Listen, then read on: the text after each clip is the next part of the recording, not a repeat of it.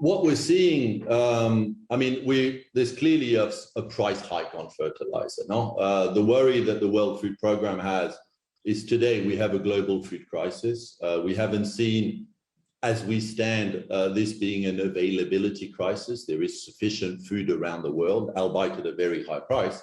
But the price of fertilizer, which has soared, is indeed a large worry for the World Food Programme, because we're certainly, unless those fertilizer inputs go into those areas where they're needed, we will turn what we have as a distribution crisis into an availability crisis.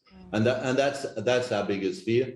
There is no immediate solution to this except for stabilizing the global market and making sure that those inputs reach harvest times, crop planting times very, very soon.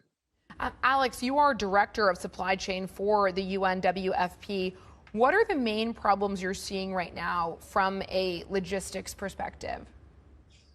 We're seeing two main problems. The first problem is the financial issue. As the crisis, the global food crisis, is taking shape, we're having an unprecedented level of hunger across the world. 345 million people are in acute food insecurity. And so WFP is scaling up its operation. In doing so, we're finding that the price of commodities and the supply chain costs to move those commodities linked to the fuel price are clearly hurting. To give you a sense, on a monthly basis, our operating costs have gone up by $76 million per month, enough to feed 4 million people. So we have a cost dimension as well as an operational issue. The supply chain systems haven't recovered from the COVID shutdowns.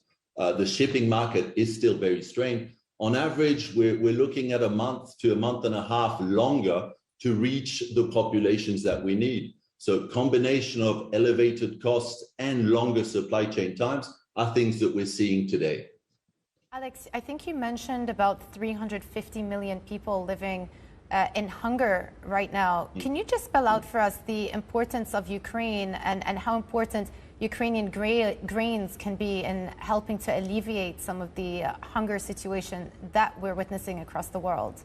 Yeah, it's tremendously important. The hunger has been caused, as many of us know, by a multitude of toxic effects, the climate issues, the climate shocks that we're seeing.